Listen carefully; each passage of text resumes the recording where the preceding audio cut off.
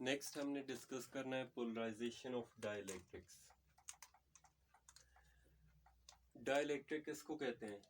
तो डाइलेक्ट्रिक कहते हैं एक इंसुलेटर मीडियम को कि जिसको हम जब किसी एक्सटर्नल इलेक्ट्रिक फील्ड में रखें तो वो अपनी कोई इलेक्ट्रिक फील्ड जनरेट कर सके।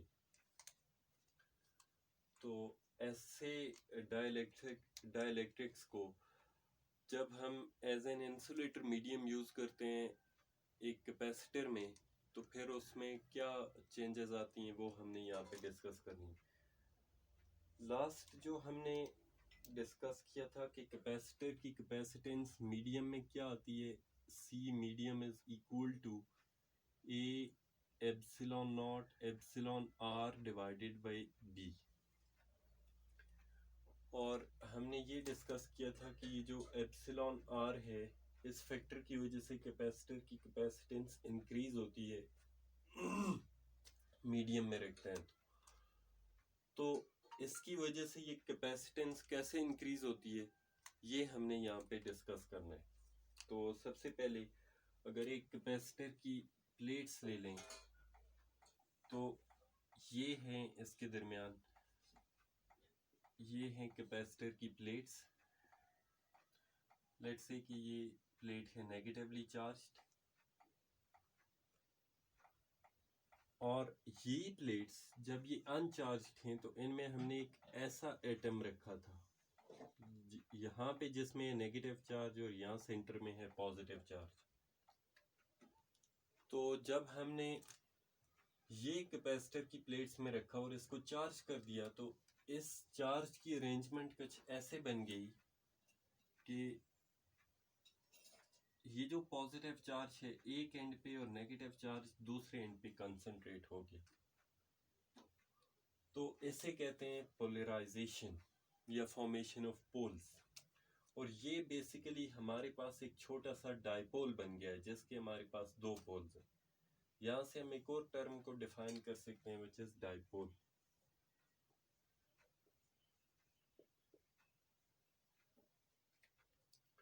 डाइपोल किसको कहते हैं कि अगर हम पॉजिटिव और नेगेटिव चार्ज को स्मॉल डिस्टेंस से सेपरेट कर दें then a dipole is formed. Dipole is formed when a small negative charge and positive charges are separated by small distance. Let's say कि यहाँ नेगेटिव और पॉजिटिव चार्जेस के दरमियान है distance b।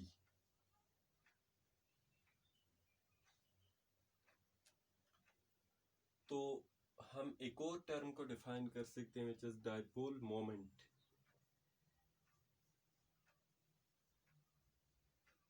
What is dipole moment? अगर ये एक charge है q और दूसरा चार्ज भी है q, तो दोनों में से किसी एक चार्ज और उनके दरमियान के डिस्टेंस के प्रोडक्ट को कहते हैं डाइपोल मोमेंट। इसको p से डिनोट करते हैं। तो dipole moment is equal to q into d, product of one of the two charges and the separation between the charges is known as dipole moment। और इसकी यहाँ से यूनिट क्या होगी? तो चार्ज की यूनिट है कूलम, डिस्टेंस की यूनिट है मीटर, तो कूलम मीटर यूनिट है डाइपोल मोमेंट।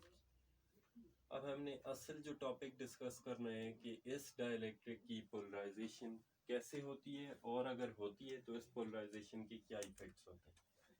हम एक डाइलेक्ट्रिक ले लेते हैं। डाइलेक्ट्रिक को एक इलेक्ट्रिक फील्ड में यानी कैपेसिटर की फील्ड में रखेंगे तो उसके लार्ज नंबर ऑफ एटम्स होंगे तो उसके एटम्स की अरेंजमेंट कुछ इस तरह की बन जाएगी जिसमें कि सब एटम्स में पॉजिटिव चार्ज एक एंड पे कंसंट्रेट हो गया और नेगेटिव चार्ज दूसरे एंड पे। और जो पॉजिटिव चार्ज है वो आमतौर पे नेगेटिव टर्मिनल के एंड पे कंसंट्रेट हो जाता है। तो ये नेगेटिव टर्मिनल तो पॉजिटिव चार्ज इस एंड पे और नेगेटिव चार्ज ये पॉजिटिव टर्मिनल के एंड पे कंसंट्रेट हो जाते हैं। यहाँ पे हम अगर कैपेसिटर की अपनी इलेक्ट्रिक फील्ड की डायरेक्शन देखें तो हमें पता है इलेक्ट्रिक फील्ड की डायरेक्शन पॉजिटिव से नेगेटिव प्लेट की तरफ होती है। तो ये होगी डायरेक्शन ऑफ इलेक्ट्रिक फील्ड किसकी? इसके प्लेट्स की। तो हम इसको ऐसे लिख लेते हैं E plates, electric field due to plates of capacitor, उसकी डायरेक्शन ये होगी। अगर हम इंडिविजुअल पोल्स की डायरेक्शन देखें तो इसकी डायरेक्शन यहाँ से इधर होगी, इसकी डायरेक्शन यहाँ से इधर, इसकी डायरेक्शन यहाँ से इधर, और इस तरह से हम हर एक पोल पे अगर ये जो डाइलेक्ट्रिक के डाइपोल्स बन रहे हैं इनकी डायरेक्शन देखें तो ये ऐसे बनेगी। तो इसका मतलब ये हुआ कि इसकी नेट डायरेक्शन, क्योंकि सब डाइपोल्स की जो इलेक्ट्रिक फील्ड है उनकी डायरेक्शन एक ही है, तो इनकी डायरेक्शन हम ऐसे लेबल कर सकते हैं कि electric field due to dipoles, उसकी डायरेक्शन ये है।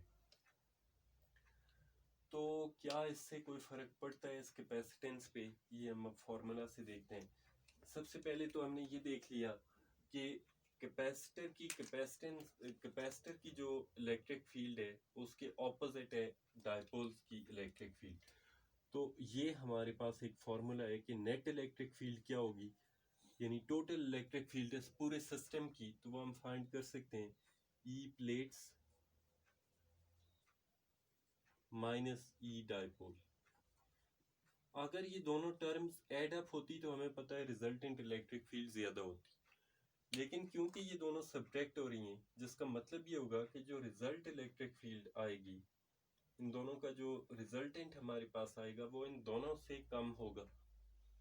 इस की इंडिविजुअल जो इलेक्ट्रिक फील्ड है कैपेसिटर की प्लेट्स की उससे भी कम होगा, और डाइपोल की जो इलेक्ट्रिक फील्ड है, यानी अगर इंडिविजुअल लेवल पे देखें तो इन दोनों में से जो बड़ी वैल्यू होगी उसके मुकाबले में ये वैल्यू कम होगी।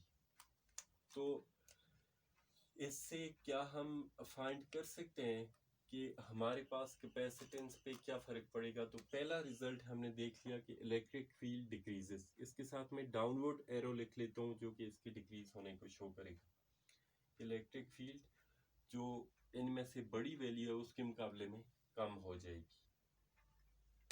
दूसरा, हमने एक रिलेशन पढ़ा इलेक्ट्रिक फील्ड और पोटेंशियल का, E is equal to V over D, जिससे हमें ये पता चलता है कि अगर इलेक्ट्रिक फील्ड कम होगी तो पोटेंशियल की वैल्यू कम होगी। So this decrease means value of potential also decreases. अब हम C is equal to Q divided by V में अगर ये वैल्यू पुट करें कि चार्ज तो इस पूरे रीजन में कांस्टेंट रहता है, चार्ज को हमने डिस्टर्ब नहीं किया, लेकिन अगर पोटेंशियल की वैल्यू डिक्रीज होगी तो ये पोटेंशियल और कैपेसिटेंस आपस में क्योंकि इन्वर्सली रिलेटेड हैं, तो फिर हमारे पास कैपेसिटेंस की वैल्यू इंक्रीज होगी।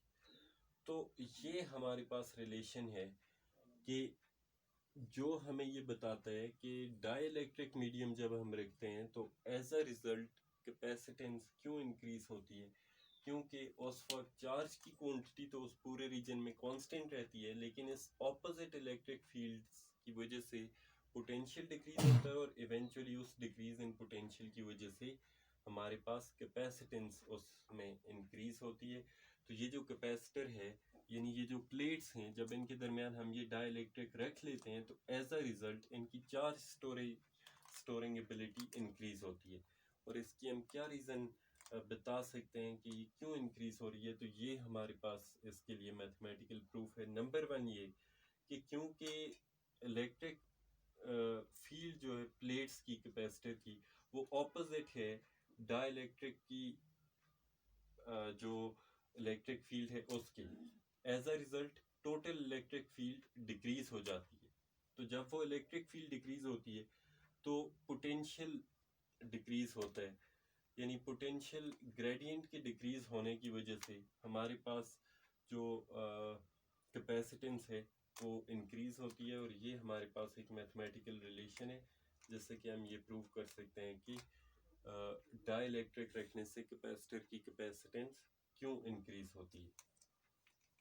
तो ये था हमारा टॉपिक पोलराइजेशन ऑफ डाइलेक्ट्रिक्स, जिसमें हमने डाइलेक्ट्रिक के पोल्स की फॉर्मेशन और फिर एज अ रिजल्ट कैपेसिटेंस की इंक्रीज होने को देखा। Thank you.